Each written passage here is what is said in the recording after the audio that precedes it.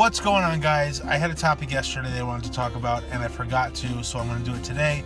I saw a post on Facebook. I'll show you the picture here.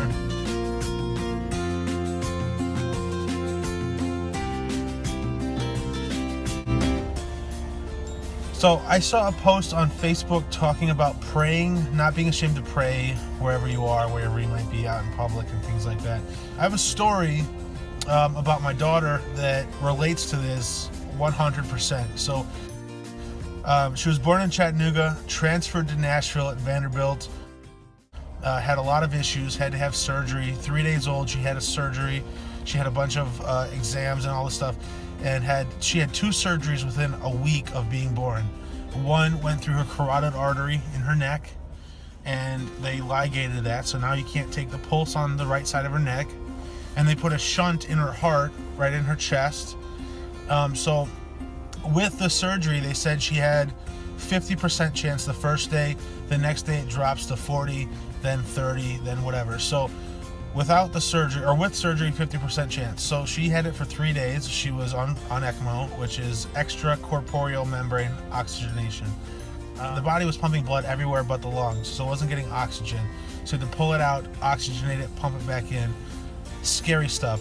Anyway, so we had no idea if we were going home with a kid or without a kid. We spent a month and 3 days in the hospital from her being born to us leaving.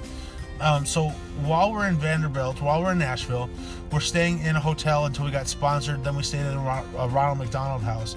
So while we're staying in Ronald McDonald House, we have these ginormous industrial refrigerators that we get to use with all the other families that are there, and we get our own shelf and a bucket to put our stuff in. It's actually a large amount of space. It sounds small, but it's a large amount of space to put our groceries. So they have like a stove, an oven, dishwashers, all that stuff. It's like communal area.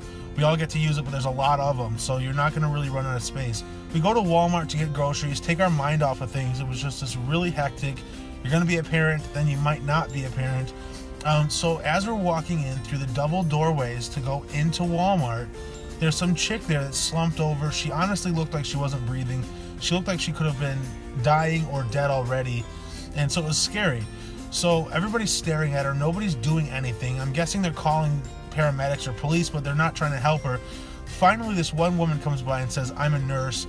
Get out of my way. Let me check her out." So we walk in the doors, try to get out of the way because we were just passing through anyway. So we see this guy, this gentleman, he's cleaning the floors with those machines that goes around and does its stuff.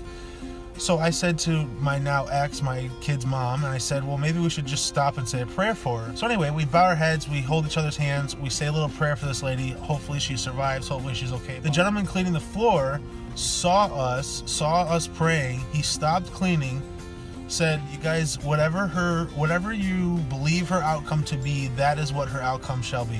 And so I drew a correlation. Obviously, we were praying for the lady. He didn't know our kid was in the hospital. But I said, you know what? We should just have the same viewpoint for our kid.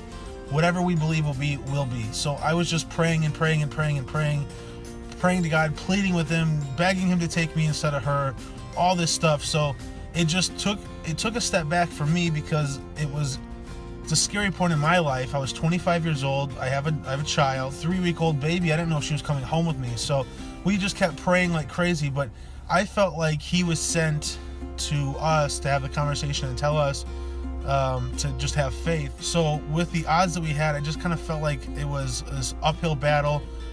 It was just devastating. So I felt like he was an angel sent down to talk to us. And I know that a lot of people might make comments like angels aren't real and heaven's not real. It felt real. It felt like he was a real angel, came out of nowhere and just like took this huge amount of stress. And even though it was somewhat temporary because it came back once you go into the NICU and you feel it again, but it took it away. But if you want to pray somewhere, even if it's just praying for the meal you're about to eat, whatever the case may be, how extreme or how little, who cares? If you want to pray, don't let anybody else stop you. People want to give you dumb looks or they want to make comments, that's their problem. So if praying helps you and you are religious or whatever, just do it. Don't be ashamed. Don't worry about it.